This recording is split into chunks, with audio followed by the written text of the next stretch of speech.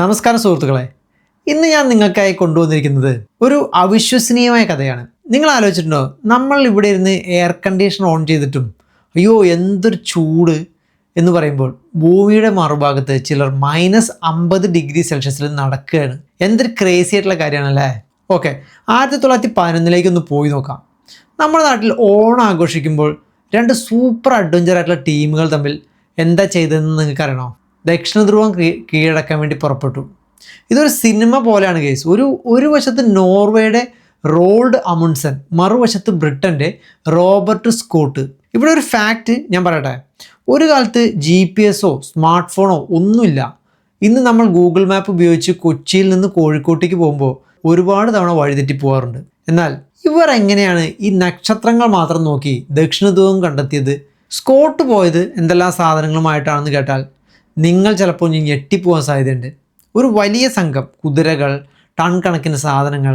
ഇത് നമ്മുടെ വീട്ടിൽ ഒരു ദിവസത്തെ പിക്നിക്കിന് പോണ പോലെയൊന്നുമല്ല. അതിനേക്കാൾ ഭീകരമായ ഒരുപാട് സാധനങ്ങളുമായിട്ടാണ് ഇദ്ദേഹം യാത്ര ചെയ്തത്. അമുണ്ട്സൺ ആകട്ടെ എന്തൊരു സ്മാർട്ട് മൂവാണ് ചെയ്തതെന്നറിയോ? എസ്കിമോകളിൽ നിന്ന് പഠിച്ച കുറച്ച് രീതികൾ, ചെറിയ സംഘം നായ്ക്കൾ ഒക്കെ വലിച്ചുകൊണ്ട് പോകുന്ന വണ്ടികൾ, ഇതൊക്കെ ആയിട്ടും പൂർണ്ണമായി തയ്യാറെടുത്തുകൊണ്ടാണ് അദ്ദേഹം പോയത്. നിങ്ങൾ -50°യിൽ എന്താ ചെയ്യുക? ഫ്രിഡ്ജിൽ നിന്ന് നമ്മളൊരു ഐസ്ക്രീം എടുക്കാൻ വേണ്ടി കൈ നീട്ടുമ്പോൾ കൈ തണുക്കുന്ന പോലെയല്ല ഇത്. ശരീരത്തിൽ മുഴുവൻ മരവിച്ച് കണ്ണിലെ കണ്ണുനീർ പോലും ചിലപ്പോൾ ഉറഞ്ഞു പോകുന്ന തരം തണുപ്പായിരിക്കും. അവിടെ നോക്കി വെറും വെള്ള. നമ്മുടെ മഞ്ഞുമലകളിലൊക്കെ നമ്മൾ പോകുന്ന പോലെയല്ല അല്ല ഇവിടെ. ശരിക്കും മഞ്ഞ് ഭൂഖണ്ഡങ്ങൾ തന്നെയാണ് നമുക്ക് കാണാൻ കഴിയുക. നിങ്ങൾക്കറിയാമോ, 1911 ഡിസംബർ 17 അമുണ്ട്സൺ ദക്ഷിണ ധ്രുവത്തിലെത്തി. നോർവീജിയൻ പതാക അവിടെ നാട്ടി. ഞാൻ വന്നു കണ്ടു കീഴടക്കി എന്നൊക്കെ പറയുന്ന പോലെ. ഒരു മാസത്തിന് ശേഷമാണ് സ്കോട്ടും സംഘവും അവിടെ എത്തിച്ചേരുന്നത്. പക്ഷെ എന്താ കണ്ടത്? നോർവീജിയൻ പതാക. എന്തായിരിക്കും അവരുടെ മനസ്സിലപ്പോൾ ഉണ്ടാവുക അല്ലേ? ഒന്ന് ആലോചിച്ച് നോക്കി നോക്ക്, എന്തുമാത്രം വിഷമമായിരിക്കും. എന്നാൽ യഥാർത്ഥ വിഷമം സംഭവിച്ചത് പിന്നീടാണ്. തിരിച്ചു പോകുന്ന വഴിയിൽ സ്കോട്ടും സംഘവും മരിച്ചുപോയി. അവർ ഒരു സാമ്പിൾ ശേഖരിക്കുന്ന സ്ഥലത്ത് കുറച്ച് അധികം സമയമെടുത്തു പോയി. എന്തിനാണ് അവർ അധികം സമയമെടുത്തത് അല്ലേ? ശാസ്ത്രീയ ഗവേഷണത്തിന്.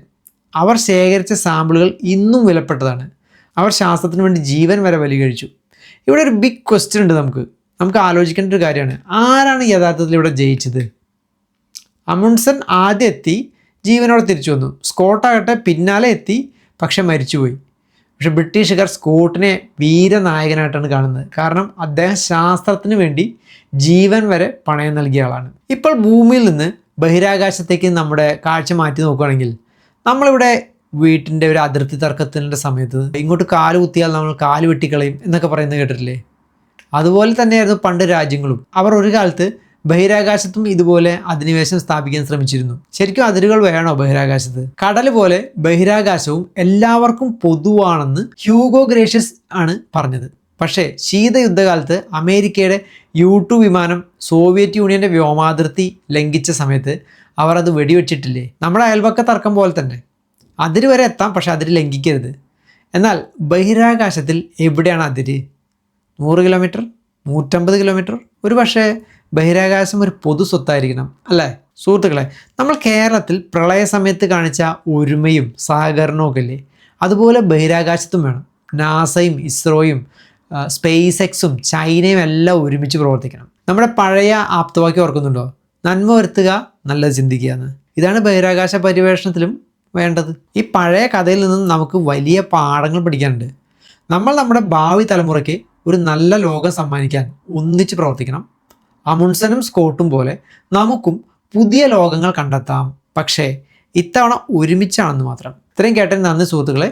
ഈ വീഡിയോ ഇഷ്ടപ്പെട്ടെങ്കിൽ ഒന്ന് ലൈക്ക് ചെയ്യാനും സബ്സ്ക്രൈബ് ചെയ്യാനും മറക്കല്ലേ. ഇനി ഇതുപോലെ മറ്റൊരു വീഡിയോയുമായി വരാം. നന്ദി.